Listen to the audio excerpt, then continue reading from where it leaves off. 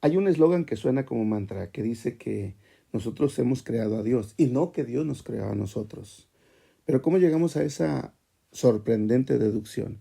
Bueno, pensamos que en la antigüedad los hombres eran no muy inteligentes, que no estaban a nuestro nivel intelectual y que su intuición, su sentido común tampoco estaba muy desarrollado. Entonces, probablemente ellos al ver fenómenos como los rayos o como catástrofes, pues empezaron a crear al dios del trueno o al dios de la lluvia. Sin embargo, así llegaron a esa conclusión todas las culturas del mundo. Bueno, para empezar, cuando vemos la evidencia, porque esta deducción no está basada en los hechos, no cita ninguna prueba, ni textual, ni de ninguna otra índole, solamente es una deducción. Cuando miramos las pruebas, lo que nos damos cuenta primero es que en la antigüedad muchos rivalizaban con las mentes más potentes que existen hoy. Y no solamente eso, sino que eran megalómanos.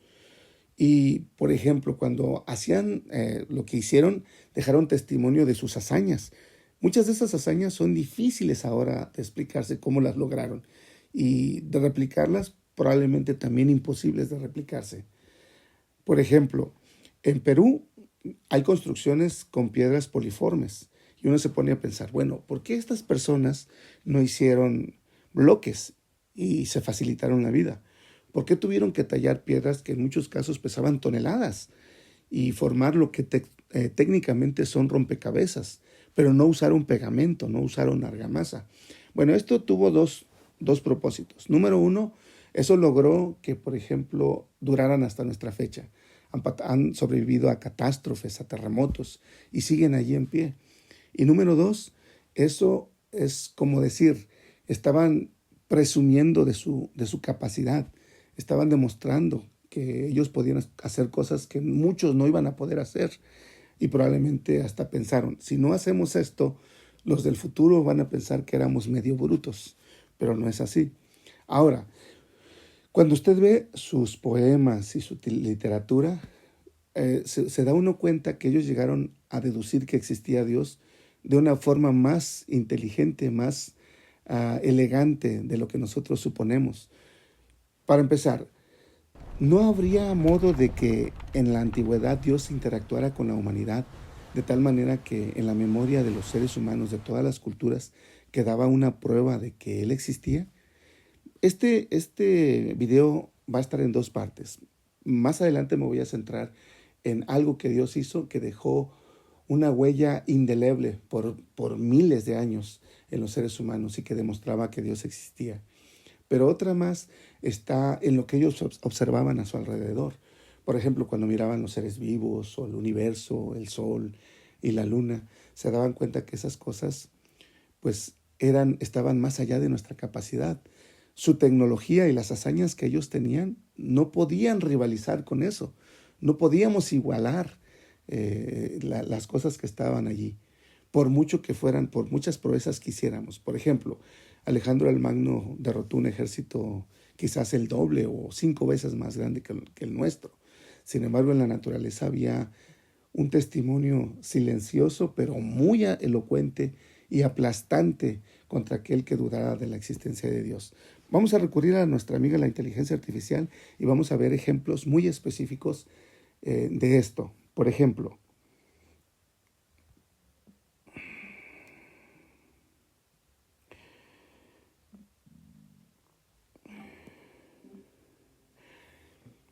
¿en qué parte de la Biblia dice que los hombres podían conocer a Dios por las cosas que Él había hecho y que eran inexcusables?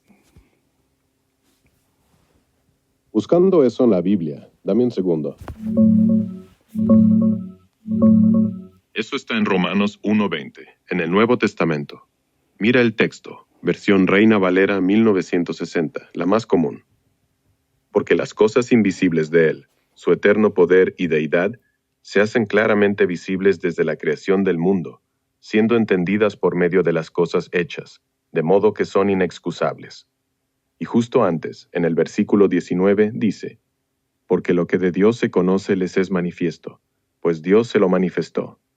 Básicamente, Pablo explica que la creación misma, el universo, la naturaleza, Muestra que existe Dios, y por eso nadie tiene excusa para ignorarlo. ¿Quieres? Ok, entonces aquí vemos que en la antigüedad miraban no solamente el rayo o la lluvia, sino todo lo creado. Y veían allí algo que era difícil de entender, que era espectacular. Pero además de eso, hay otro texto que dice así.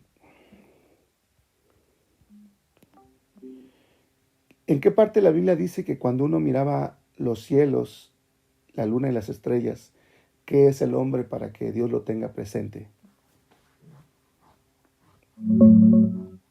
Es el Salmo 8, te lo confirmo rápido. Eso está en el Salmo 8, versos 3 y 4. Mira cómo lo dice la Reina Valera 1960. 3. Cuando veo tus cielos, obra de tus dedos, la luna y las estrellas que tú formaste. 4. Digo, ¿qué es el hombre para que tengas de él memoria, y el Hijo del hombre para que lo visites? David se maravilla del universo y se pregunta por qué Dios se fija en algo tan pequeño como nosotros. Es un momento de humildad total. ¿Te suena bien así o prefieres otra versión? Entonces, aquí en este versículo, el rey David se pone en contraste con la creación, con el universo, y se da cuenta que somos insignificantes, no solamente nosotros, sino lo que hacemos. No podemos hacer proezas como esas, no podemos igualar a la naturaleza. A hoy se puede llegar a la misma conclusión cuando observamos lo que nos rodea. Nuestra tecnología técnicamente es juego de niños comparado con los seres vivos o el universo o la creación en general. Por ejemplo, hace unos 75 años, tres ingenieros que eran físicos construyeron o crearon el primer transistor. Ese transistor era del tamaño de una nuez. A hoy, en 1 milímetro podemos meter 100 millones de transistores. Es una tecnología brutal que probablemente países como los americanos, los países latinoamericanos de habla hispana, como México, probablemente vamos a tardar muchísimo tiempo en desarrollar. Bueno, eso es genial. Los transistores en sí solos no pueden hacer nada, pero revolucionaron nuestra tecnología y gracias a eso tenemos computadoras y teléfonos más pequeños. Ahora, comparándolo con la naturaleza, el ser humano es extraordinariamente complejo. Somos, eh, somos algo muy ordenado, pero, por ejemplo, hablando de algo muy específico, un transistor mide aproximadamente 10 nanómetros. El ADN mide 5 nanómetros de ancho, la mitad de uno de esos 100 millones de transistores. Y de largo mide el ancho del cabello humano. El cabello humano mide 60.000 nanómetros. En ese paquetito está todo lo que codifica al ser humano. El ADN por sí solo no puede formar un ser humano, necesita de toda la célula. Es un trabajo conjunto y más brutal. Pero el ADN es como una enciclopedia. Y si lo comparamos con una enciclopedia, aquí es donde se mira que indudablemente esto demuestra que alguien inteligente con una capacidad que el hombre no tiene, tuvo que haberlo creado, tuvo que haberlo hecho, tuvo que haberlo diseñado. Si lo comparamos con una enciclopedia, fíjese bien, ¿cuál es la enciclopedia más grande que hemos creado y cuántas palabras tienen? Voy a buscar eso rápido.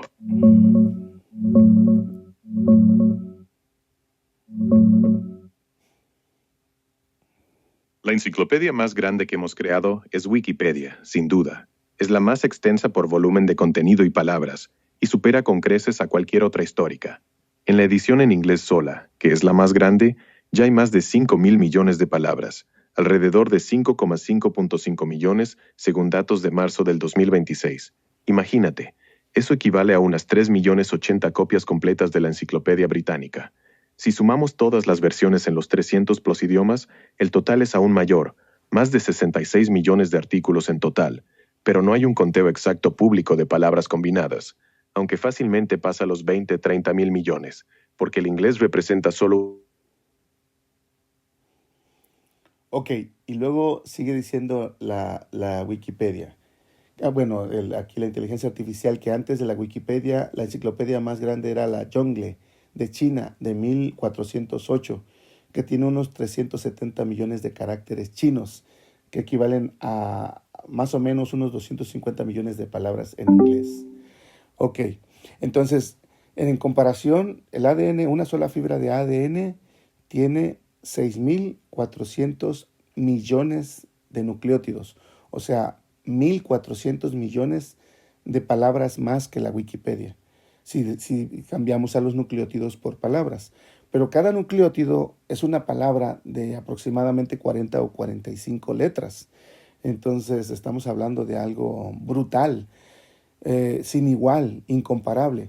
La diferencia con el ADN es que el ADN se autointerpreta y la Wikipedia no. Además, la Wikipedia tiene un montón de errores. El ADN no tolera errores.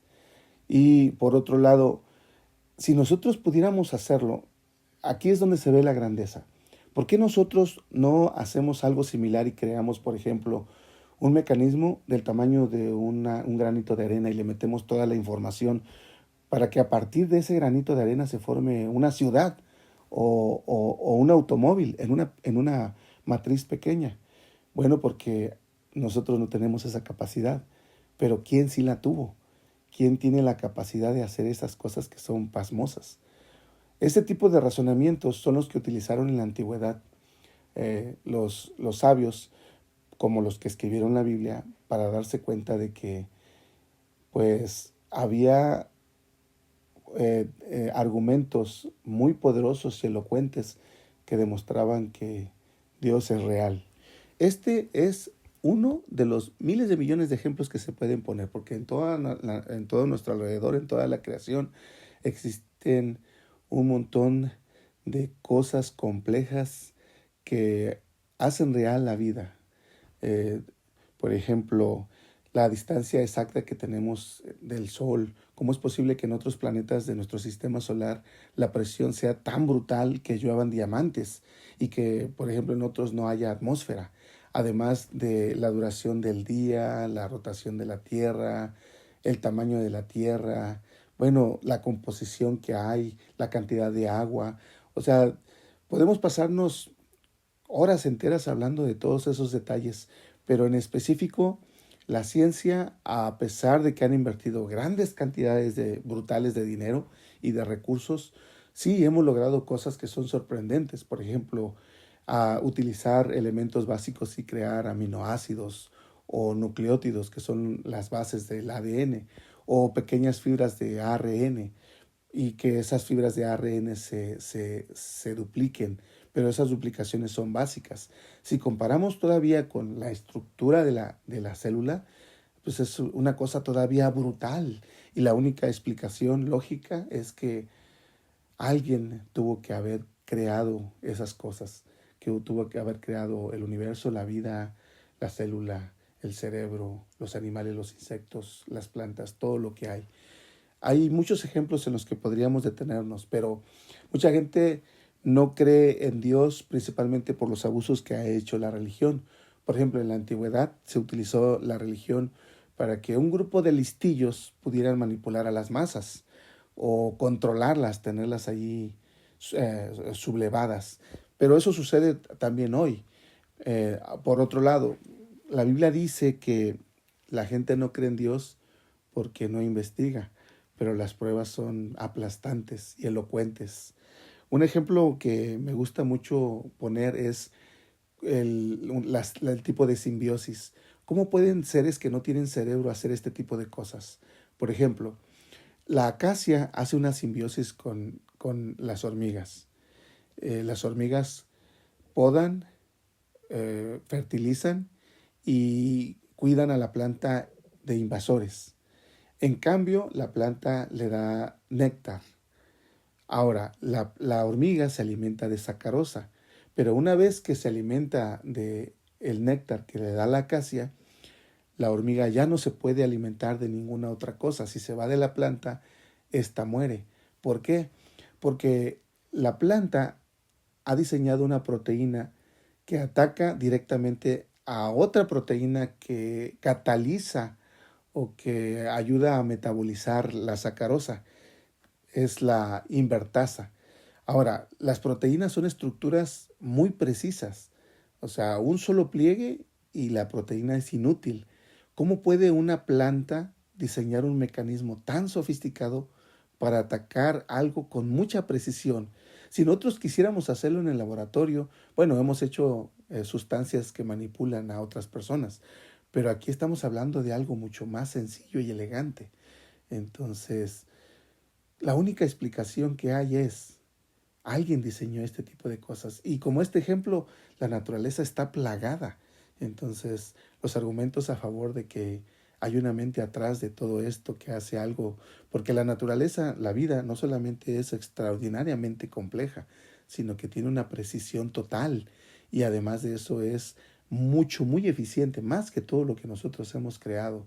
Pero además de eso es sencilla, elegantemente sencilla. Y más todavía, por ejemplo, ya vimos que el ADN es extraordinariamente complejo, pero no solamente se necesita ADN, o sea, el ADN no es vida, se necesita de otros elementos. Por ejemplo, el ADN necesita de proteínas para catalizar las reacciones y formar proteínas.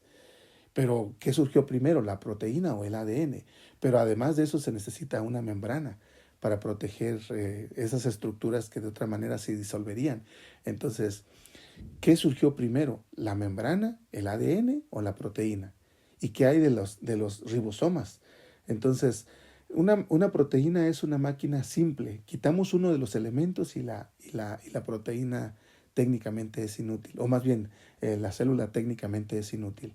O incluso un cambio. A veces hasta un solo pliegue de una sola proteína. Se necesitan miles de proteínas para una sola bacteria o una sola célula. Un solo pliegue y la forma de vida desaparecería o sería inútil. Entonces, no solamente es la complejidad, sino son muchos elementos más. Entonces, ¿a qué conclusión llega usted cuando analiza esto?